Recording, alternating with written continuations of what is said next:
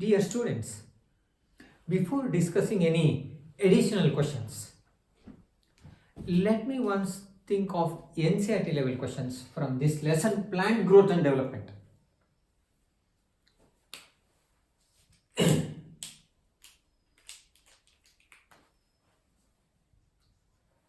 One thing is, you have to list scientist name, year, and the discovery of hormones.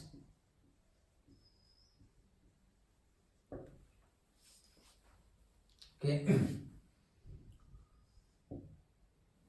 You have also studied that in the theory class. Secondly, list of hormones, plant growth regulators, and their precursors.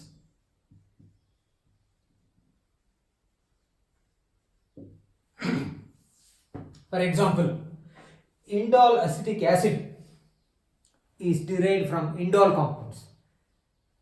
Indole compounds are derived from the amino acid tryptophan. This is given in your textbook. They didn't mention tryptophan amino acid. Just take your theory notes or textbook and prepare this table. Then, list of hormones and their physiological functions.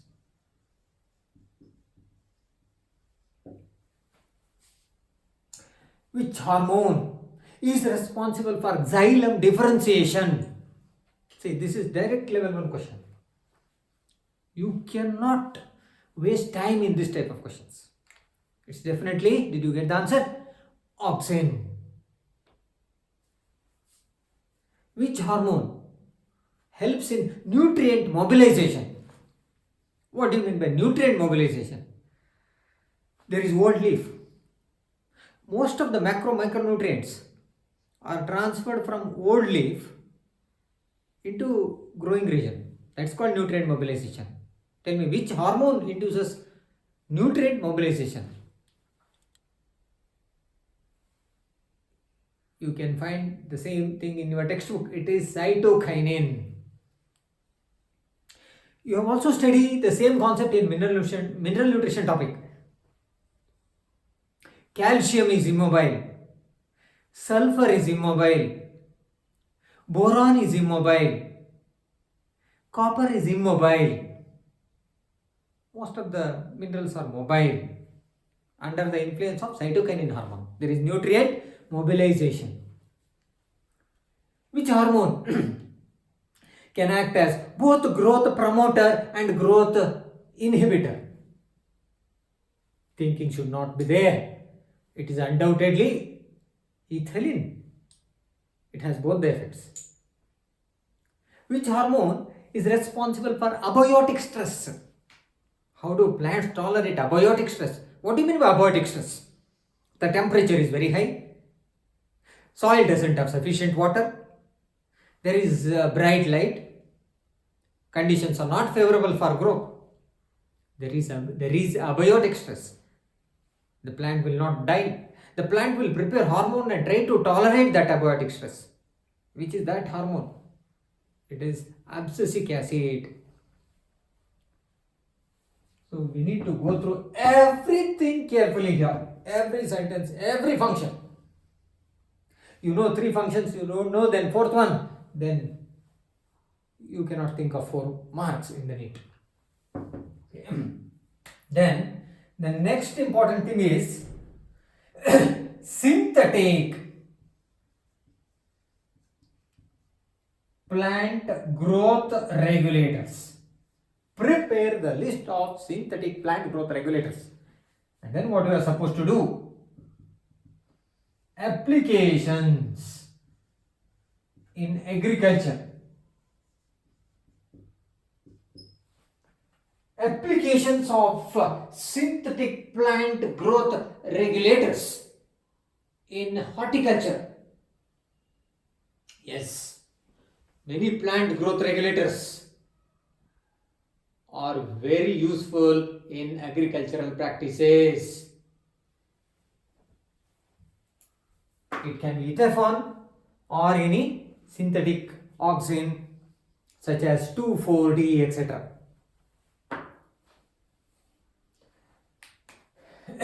Then another important concept, I am trying to focus NCERT level, synergistic effect. Two hormones influence same physiological function, that is synergistic. Otherwise, one induces seed germination and the other hormone stops seed germination or promotes seed dormancy. In this case, it is antagonistic. Can you give one more example of this antagonistic property? Which hormone is responsible for apical dominance? Yes, you know it, auxin. I remove apical bud. The cytokinin concentration increases in the axillary bud. It means the branches will come up. Branching is controlled by cytokinin. It's like antagonistic effect. Cytokinin doesn't promote apical bud growth. Auxin doesn't promote axillary bud growth. Okay. You have to take textbook or class notes and write these points clearly in the neat classwork. I may check your notes later. Okay, this is your work. You are at home. Definitely it is homework. Now, few more things cannot be out of NCERT. You have studied all these hormones and their functions in the theory class. I am not going to repeat that. You are not supposed to learn the structure of all the following hormones. However, you need to recognize it when it is given in the question paper. By seeing the structure, just say it is auxin, indole compound. Among the following 4 or 5, which is indole compound? Yes, this is the auxin.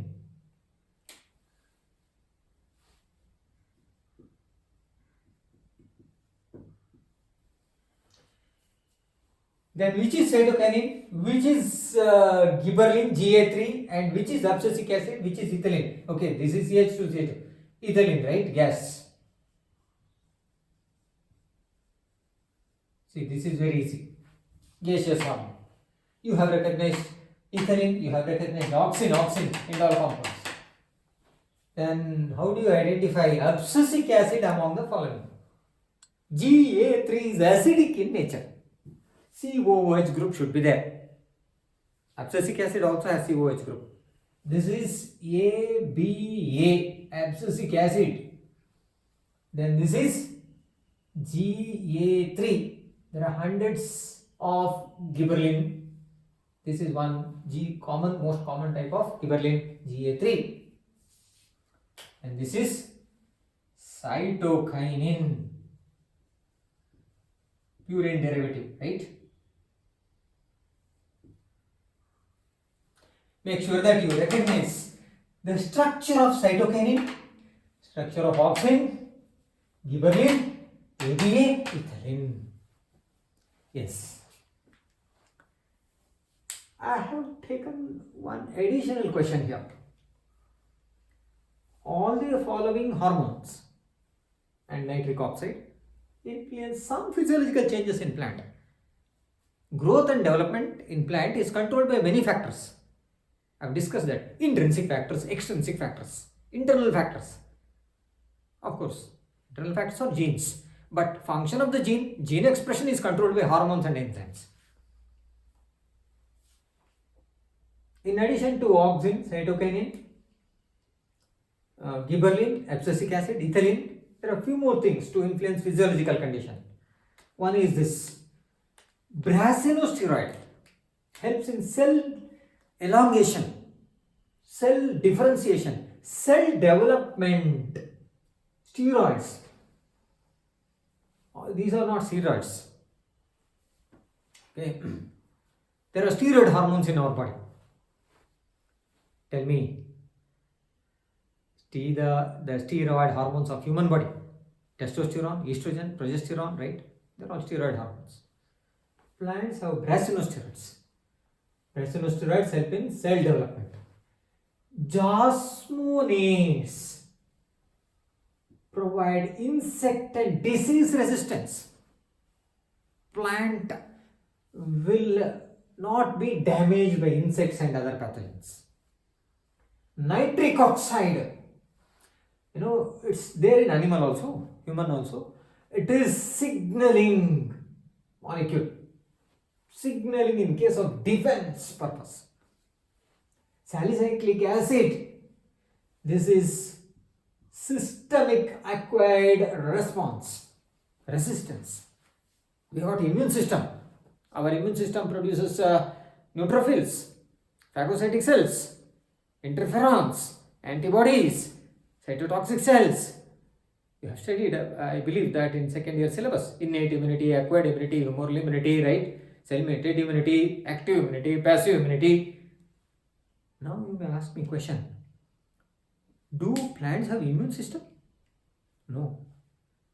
Then how do plant cells, host cells, attack virus, attack bacteria, attack pathogen or unwanted thing? They are infected by viruses, they are infected by bacteria, they are infected by many pathogens, no? What kind of defense exists in bacteria? Plants. Plants prepare several alkaloids, secondary metabolites.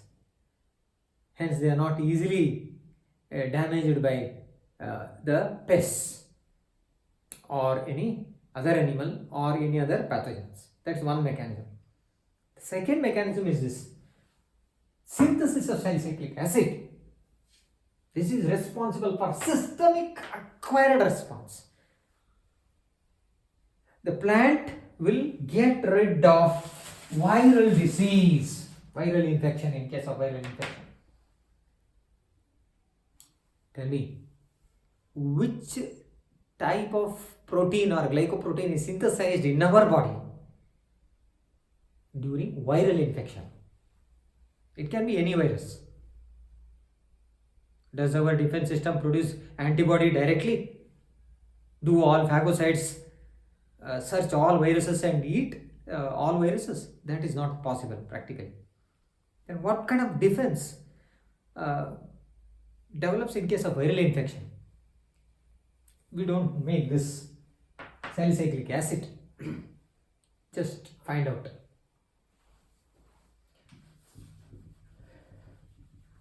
So what is the answer for this?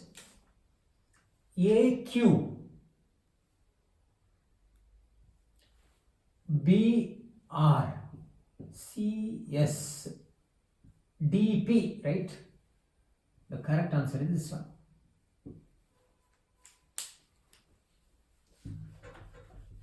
They will also give questions by taking statements.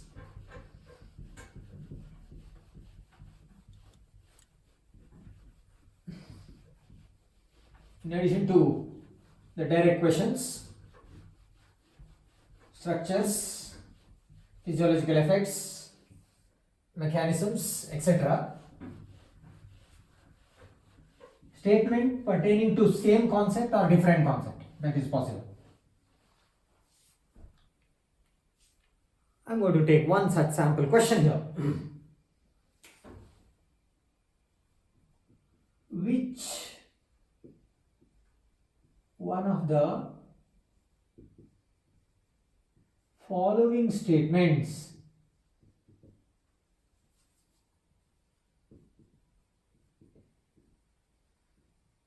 is correct. You are supposed to identify the correct statement. First one, GA3 induces the elongation of root. Do you believe this? Did you study function of GA3? Yes. Internodal elongation. A plant is genetically dwarf. Can we make the plant to grow taller? Yes, this is one option. GA3 causes internodal elongation, bolting. You can't find this sentence in your textbook. This is not correct. It doesn't induce elongation of root. It induces elongation of only shoot. Example, to improve yield of sugarcane, they use GA3. Yes, this cannot be a correct statement. Second, plants prepare vitamin A and D. Is it correct sentence? Do plants prepare vitamins? Do cells of human body prepare vitamins? There are some intestinal bacteria, they prepare vitamins. We need vitamins. They become coenzymes. They're essential for normal function of different organs and systems. Yes, you know about it. Deficiency of vitamin causes XYZ disorders. So how will we get vitamins? Human body can prepare this, but precursor is required. We can prepare this, but precursor is required. Plants have got precursors. Precursor, it means starting molecule. I tell you, cell membrane and cytoplasm of plant cell would prepare so many vitamins, water soluble vitamins, fat soluble vitamins. We can talk about those things later in some other class. I said cell membrane and cytoplasm of plant cells prepare vitamins, but not vitamin A. It can't be vitamin D. Therefore, this sentence is also wrong. Membrane and cytoplasm would synthesize so many vitamins, but not vitamin A. That they can make precursor of vitamin A. This is not correct. This is not correct. Plants undergo mitosis, cell division, in the presence of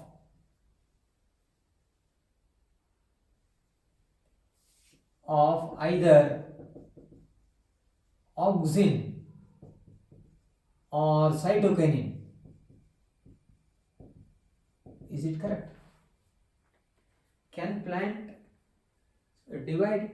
Can meristem divide in the presence of either auxin or cytokinin? See, both auxin and cytokinin are required for cell division or meristematic activity, right? Because at the end, cytokinesis depends on cytokinesis. Cell division depends on cytokinin hormone. Humans have several growth factors. Animals prepare growth factors. They promote mitosis, cell cycle. In plant, both are required. I take only one in a tissue culture. No cell division. I have to take both. Both induce cell division. This will allow the cell to move from G2 phase to prophase, and then to complete cell cytokinesis process after mitosis. Both are required. I said just few minutes before, it is one of the examples of synergistic.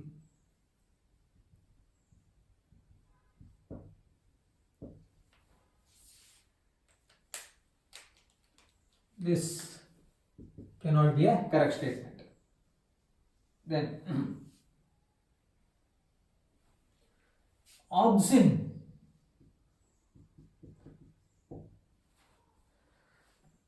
Okay, I will take another example.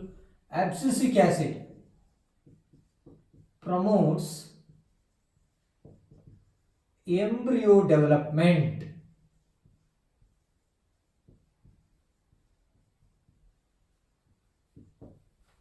That is from zygote after fertilization. This is given in the textbook. This is correct. Afterwards, the embryo will become dormant, dormancy, seed dormancy, right? But development from zygote to embryo requires abscisic acid. This is the correct statement. First three are wrong.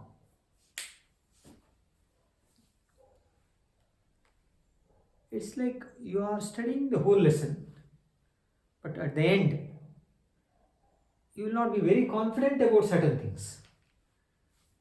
You are very familiar with GA3 and you have studied NCERT perfectly, but you did not think of this. Yes, GA3 doesn't induce root elongation, root growth. Which hormone is responsible for root growth? You can ask the question. Root growth requires auxin. I take a stem cutting, in vegetative propagation. I dip it in dilute solution of auxin. Within few days, I can find the roots. But root hair formation in maturation zone requires another hormone, that is ethylene. That's what I said in the beginning. You have to study carefully the function of all the hormones. Otherwise, it's difficult for you to answer their questions in the NEET. They don't pick question just from one line or one paragraph. You should know whole concept. I have got a green leaf. How will I maintain this color? Which hormone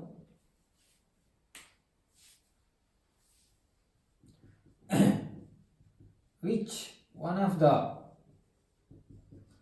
following hormones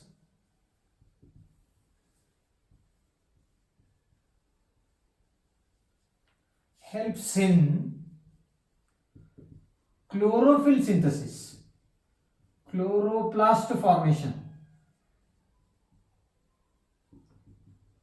Chloroplast formation in green leaf requires sunlight, water, minerals and hormone also. Which is that hormone? Is it auxin? Is it gibberellin? Is it cytokinin? See, it's like you have to study all the growth regulators and their physiological effects properly. Otherwise, you will be confused. It's not from one paragraph. And then abscisic acid, APA. It is the function of cytokinin hormone. It is responsible for Richmond-Lang effect. This is not given in the textbook.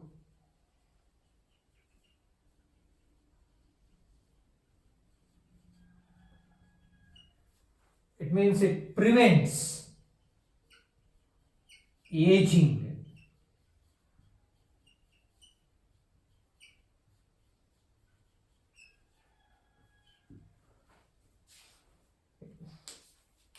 I may ask similar type of question. Flower formation in pineapple, development of fruit in pineapple is under the control of auxin and ethylene, auxin or ethylene, auxin and gibberellin, auxin and cytokinin, which is correct. Now there is no synergistic effect. I can take auxin or ethylene, not gibberellin and cytokinin, ethylene. Anyone, ethylene can have both the effects. I mean, It will be a growth promoter or it can be a growth inhibitor in different regions in different plants. Yes. That's not synergistic function. Both are not required. Either this or that. Which is better? Ethylene is better. Why? Synchronized effect. Positive feedback effect. You induce one cell to prepare ethylene. That cell prepares ethylene. That cell will make other cells to prepare ethylene. Positive feedback mechanism. At higher concentration of auxin, cells are stimulated to produce ethylene. Once the ethylene secretion begins, the quantity of ethylene can increase in many folds. So it is not inhibited by some other hormone. It's called positive feedback mechanism. Secretion of auxin is not positive feedback mechanism. Synthesis of gibberellin is not positive feedback mechanism. Synthesis of cytokinin is not positive feedback mechanism. Synthesis of any other alkaloid is not positive feedback mechanism, but ethylene formation is positive feedback mechanism. How do you justify that? You got one rotten fruit, many unripened fruit. Do we discard it? Yes, because it will spoil other normal fruits, unripened fruits. Because the gaseous molecule can induce other cells to prepare same thing, ethylene gas. Okay. So synchronized, there is word synchronized effect. That is true with respect to ethylene. While studying plant growth regulators, you may find the same point in another case. Then you verify, is it synergistic effect, antagonistic effect, or effect which is noticed in the presence of this hormone or another hormone. So there are three possibilities. Is that clear?